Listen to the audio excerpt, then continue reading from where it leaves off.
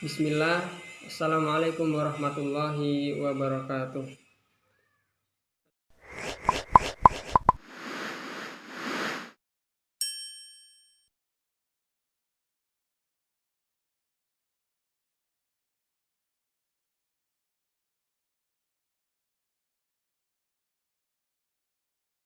Yang pertama yaitu pengertian Al-Quran hadis dan pembelajarannya.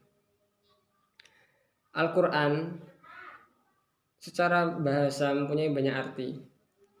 Salah satunya yaitu membaca. Allah berfirman di dalam Al-Quran surah Al-Qiyamah ayat 17 sampai 18 yang berbunyi A'udzubillahi minasyaitonirrajim.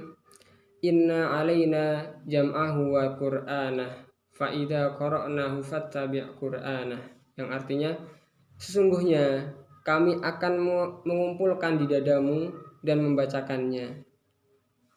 Apabila kami telah selesai membacakannya, maka ikutilah bacaan itu. Kemudian Al-Quran menurut istilah itu mempunyai beberapa pendapat. Yang pertama yaitu Al-Quran merupakan kalamullah yang bersifat mu'jizat yang diturunkan kepada Nabi Muhammad SAW melalui malaikat Jibril dan maknanya dari Allah Subhanahu wa Ta'ala yang dinukilkan secara mutawatir dan membacanya itu bernilai ibadah. Al-Quran dimulai dari surah Al-Fatihah dan diakhiri surah An-Nas. Itu merupakan pendapat dari Quraisy Shihab. Kemudian pendapat yang satunya yaitu Al-Quran adalah kalamullah yang diturunkan kepada Nabi Muhammad SAW melalui malaikat Jibril sebagai mukjizat yang berfungsi sebagai hidayah atau petunjuk.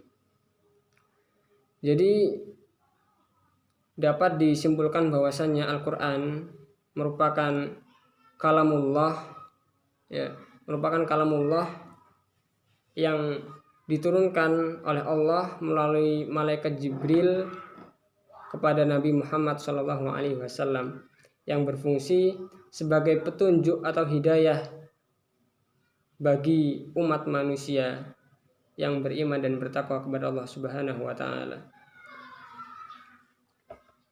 Kemudian selanjutnya akan dijelaskan oleh saudari kita yaitu Ade Cicaning Tias. Kepada Ade Cicaning Tias, waktu dan tempat dipersilahkan.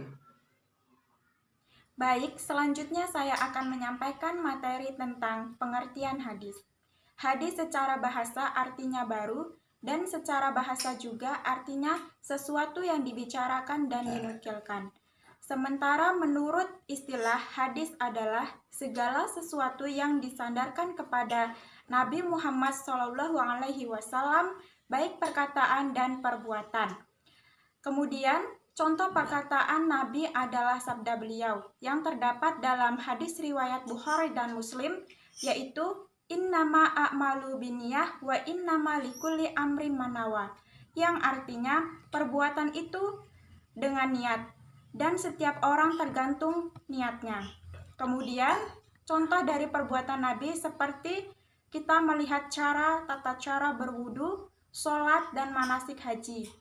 Kemudian hadis merupakan sumber hukum kedua umat Islam setelah Al-Quran. Terima kasih kepada saudara Abdillah Fikri yang telah menerangkan tentang pengertian Al-Quran, dan saudari Ade Cicaning Tias yang telah menerangkan tentang pengertian hadis. Baik, di sini saya akan melanjutkan tentang pengertian Al-Quran, hadis, dan pembelajarannya. Yang dimaksud dengan Al-Quran, hadis, dan pembelajarannya yakni adalah suatu metode atau cara yang dilakukan oleh suatu pendidik atau seorang guru untuk menanamkan rasa cinta, rasa gemar, rasa suka untuk mempelajari Al-Quran dan hadis sejak dini ya. Yang dapat kita jumpai dalam madrasah aliyah atau madrasah sanawiyah ya, dengan mata pelajaran Al-Quran hadis yang di dalamnya itu antara lain mempelajari tentang penciptaan manusia, hubungan antara manusia dengan Tuhan, Asmaul Husna, dan esensi Al-Quran itu terhadap manusia sekitarnya ya. Baik, itu semua sesuai dengan esensi hadis terhadap Al-Quran ya. Karena hadis itu sifatnya untuk merinci sesuatu yang sudah dijelaskan dalam Al-Quran yang sifatnya masih global ya.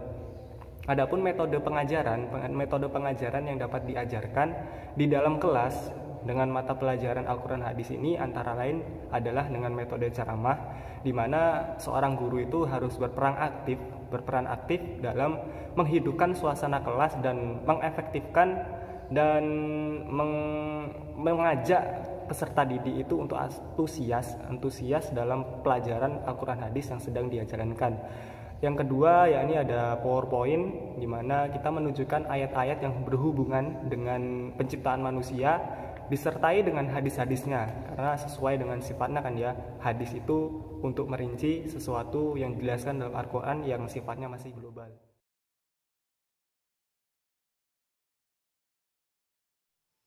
Baik, materi selanjutnya yaitu kedudukan Al-Quran.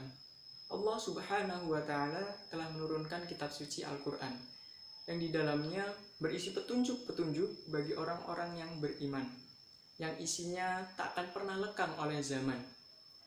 Al-Quran memiliki kedudukan yang sangat istimewa, yaitu sebagai sumber hukum yang pertama dan utama bagi orang-orang yang beriman. Allah Subhanahu wa Ta'ala telah berfirman di dalam Quran surah Al-Isra ayat 9 yang berbunyi, A'udzu billahi minasyaitonir rajim. Bismillahirrahmanirrahim. Inna hadzal Qur'ana yahdi lillati hiya aqwam wa yubashshirul mu'minina alladziina ya'maluna shalihati anna lahum ajrun kabira. Yang artinya, sesungguhnya Al-Quran ini memberikan petunjuk kepada jalan yang lebih lurus dan memberikan kabar yang gembira kepada orang-orang mukmin yang mengerjakan amal soleh, bahwa bagi mereka ada pahala yang besar. Dalam ayat tersebut menekankan bahwa Al-Quran merupakan petunjuk bagi orang-orang yang beriman. Menurut ulama usul fiqh, Al-Quran merupakan kaidah dan tatanan hukum yang mengatur pola kehidupan manusia agar sesuai dengan peraturan dan hukum-hukum Allah Subhanahu wa Ta'ala. Baik, terima kasih. Yang selanjutnya akan dijelaskan oleh teman saya. Akan melanjutkan materi dari saudara Amiruddin Yusuf mengenai kedudukan hadis. Kedudukan hadis dibagi menjadi 5. Yang pertama, hadis sebagai sumber otoritatif hukum Islam, yaitu hadis Nabi berkedudukan sebagai sumber otoritatif ajaran Islam yang kedua, dan telah diterima oleh hampir seluruh ulama dan umat Islam, tidak hanya di kalangan Sunni, tetapi juga di kalangan Syiah dan aliran Islam lainnya. Oleh sebab itu, segala perkataan, perbuatan, dan takrir tersebut beliau jadikan pedoman dan panutan oleh umat Islam dalam kehidupannya. Kemudian yang kedua, hadis memuliakan sahabat Nabi.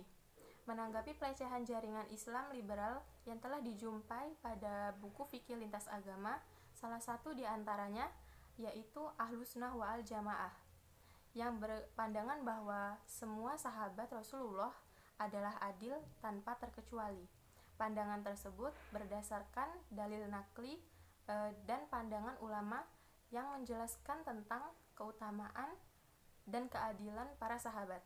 Yang ketiga, as-sunnah sebagai wahyu dan yang berkedudukan seperti wahyu.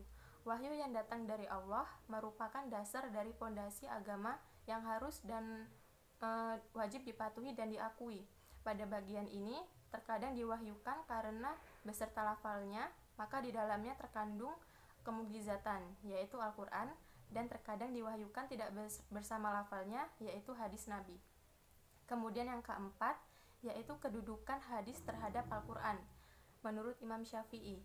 Yang pertama, menerangkan Al-Quran, menerangkan atau menjelaskan kemukjizatan Al-Quran. Yang kedua, menerangkan mana yang berupa nasik dan mana yang berupa mansuk. Kemudian yang ketiga, menerangkan fardu-fardu dari fardu-fardu yang telah ditetapkan dalam Al-Quran.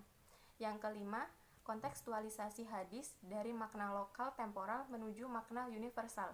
Hadis sebagai sebuah fakta sejarah yang tentu terikat oleh konteks ruang maupun waktu. Oleh sebab itu, hadis tidak bersifat secara universal. Hadis merupakan sebuah produk pada masa lalu dan dalam konteks masa lalu, Sekian, materi selanjutnya akan disampaikan oleh saudara. Baik, di sini saya akan melanjutkan materi selanjutnya. Dapat saya simpulkan bahwasanya Al-Quran memiliki kedudukan yang tinggi dari seluruh ajaran agama Islam. Al-Quran sebagai sumber pokok bagi ajaran Islam yang utama dan pertama. Al-Quran juga berisi tentang ajaran-ajaran yang lengkap yang meliputi seluruh aspek yang dibutuhkan dalam kehidupan manusia, terutama umat Islam. Sebagai sumber hukum, Al-Quran telah memberikan tata aturan yang lengkap. Ada yang bersifat secara global atau mujmal, dan ada juga yang bersifat secara detail atau tafsil.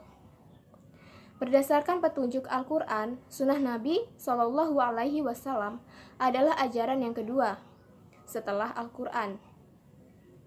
Itu berarti untuk mengetahui ajaran Islam yang benar, selain diperlukan petunjuk Al-Quran, juga diperlukan Sunnah Nabi SAW. Yang selanjutnya, hubungan Al-Hadis dengan Al-Quran. Berdasarkan kedudukannya, Al-Quran dan Sunnah atau Hadis sebagai pedoman hidup dan ajaran Islam antara satu dengan yang lainnya jelas tidak dapat dipisahkan.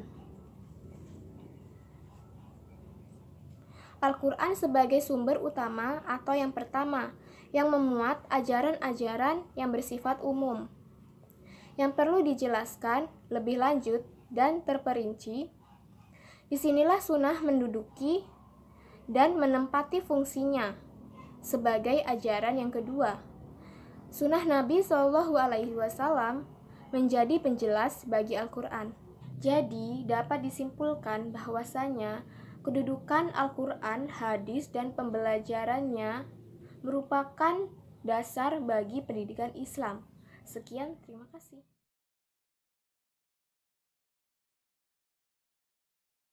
Di sini saya Ayu Sigita akan membahas mengenai ranah-ranah dalam studi Al-Quran hadis dan pembelajarannya.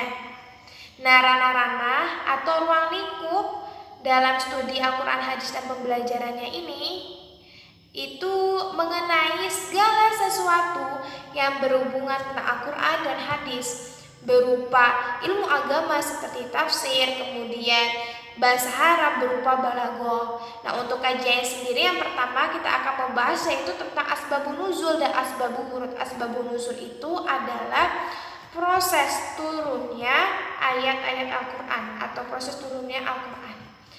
Nah, itu tidak semua ayat dalam Al-Quran itu memiliki asbabun nuzul, karena ayat-ayat itu yang melatar belakanginya tidak terdapat peristiwa yang melatar belakanginya.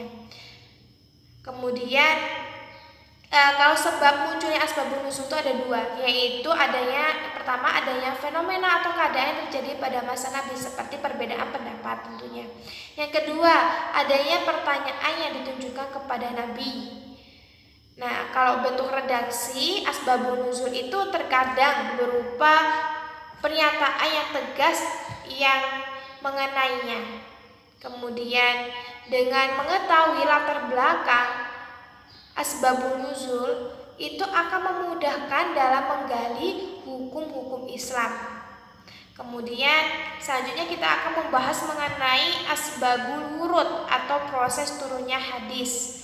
Kalau proses turunnya hadis itu ada 3. Yang pertama, karena untuk menjadi penjelas ayat-ayat Al-Quran, banyak sekali sabda Nabi yang keluar karena menjelaskan isi dari kandungan Al-Quran. Yang kedua, sebagai penjelas maksud dari hadis yang disampaikan oleh Nabi. Jadi di kala itu ketika Nabi menyampaikan sabda, banyak sahabat yang masih belum paham atau masih bingung. Kemudian banyak sahabat juga yang bertanya. Dengan demikian Nabi mengulangi hadis yang awal yang Nabi bahas. Yang ketiga yaitu adanya peristiwa yang terjadi pada sahabat. Nah, dengan fokus penelitian ini itu akan memberikan manfaat, yaitu untuk mengetahui proses turunnya hadis dan menghindarkan dari kesalahpahaman dari sabda Nabi. Kemudian untuk mengetahui sabda Nabi itu kita bisa melihat peristiwa turunnya hadis tersebut, baik berupa Al-Quran ataupun hadis itu sendiri. Nah, untuk materi berikutnya akan disampaikan oleh Saudari Darmawati. Di sini saya akan melanjutkan materi yang sebelumnya telah disampaikan. Di sini saya akan menjelaskan tentang metode penafsiran Al-Quran. Dalam menafsirkan Al-Quran, banyak metode atau analisis yang digunakan oleh para penafsir Al-Quran. Metode yang digunakan dari berbagai sudut pandang bukan hanya mengacu kepada teks atau lafaz saja, namun juga secara maknawi. Dalam menafsirkan Al-Quran, para musafir menggunakan metode yang sesuai dengan sudut pandang yang mereka inginkan, namun tetap dalam kaidah yang ada dalam penafsiran Al-Quran. Karena menafsirkan merupakan kemampuan yang digunakan manusia, sehingga dalam memahami teks atau ayat yang ada dalam Al-Quran perlu digunakan pedoman yang ada. Dalam penafsiran yang sering digunakan ada 4 macam yang terkenal di Indonesia, yang semuanya memiliki kelebihan dan kekurangan masing-masing. Penafsiran yang digunakan di Indonesia bukan hanya dari bahasa Arab ke dalam bahasa Indonesia saja, namun ada juga karya-karya tafsir yang menerjemahkan dan menafsirkan ke dalam bahasa lokal, seperti misalnya bahasa Jawa. Namun penelitian ini dirasa masih kurang kompeten karena menerjemahkan bahasa Arab ke dalam bahasa lokal dikhawatirkan akan terjadi banyak penyimpangan. Karena dengan menafsirkan ke dalam bahasa Jawa ditakutkan kesalahan dalam menafsirkan akan fatal. Karena takut adanya dugaan-dugaan penafsiran yang berkepentingan dalam menafsirkan Al-Quran tersebut. Jadi, dapat ditarik kesimpulan bahwa untuk memahami makna ayat-ayat Al-Quran sangat diperlukan pengetahuan tentang kaidah-kaidah penafsiran, khususnya kaidah bahasa, kaidah usul dan kaidah logika agar tidak terjadi kesalahan dalam memberi makna terhadap sebuah tafsiran Al-Quran untuk menjadi sebuah bacaan atau bahan kajian orang lain atas hasil pemaparan yang dikemukakan. Cukup sekian dan terima kasih. Baik, di sini saya akan meneruskan presentasi dari Saudari Darmawati mengenai ranah-ranah penelitian Al-Quran hadis dan pembelajarannya. Yang selanjutnya yaitu metode kritik hadis. Metode kritik hadis adalah suatu upaya penyeleksian hadis untuk mengetahui mana hadis sahih atau kuat dan mana yang tidak. Kegiatan ini dilakukan karena banyak bermunculan hadis-hadis palsu pada zaman pemerintahan Khalifah Ali bin Abi Thalib. Adapun objek kajian metode kritik hadis ini yaitu yang pertama, metode kritik sanad. Metode kritik sanad adalah penelitian yang dilakukan untuk mengetahui apakah tiap-tiap rawi itu bersambung, apakah perawi memiliki sifat yang adil, serta ilat atau cacat, atau bahkan syadz atau janggal. Yang kedua yaitu metode kritik matan.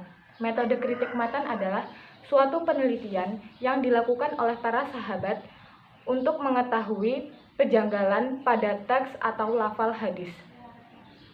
Misalnya, untuk mengetahui apakah teks tersebut bertentangan dengan Al-Quran atau hadis-hadis yang kuat atau bahkan tidak masuk di akal. Yang ketiga yaitu metode kritik rawi. Metode kritik rawi adalah metode yang dilakukan atau penelitian yang dilakukan untuk mengetahui jumlah rawi dan keadaan atau kualitas rawi. Dan yang terakhir yaitu metode kritik penulisan dan pembukaan hadis, untuk meneliti apakah hadis tersebut penulisan dan cara pembukaannya sudah baik atau Sekian dari kelompok kami. Apabila ada kesalahan, kami mohon maaf. Wabillahi taufiq wal hidayah. Wassalamualaikum warahmatullahi wabarakatuh.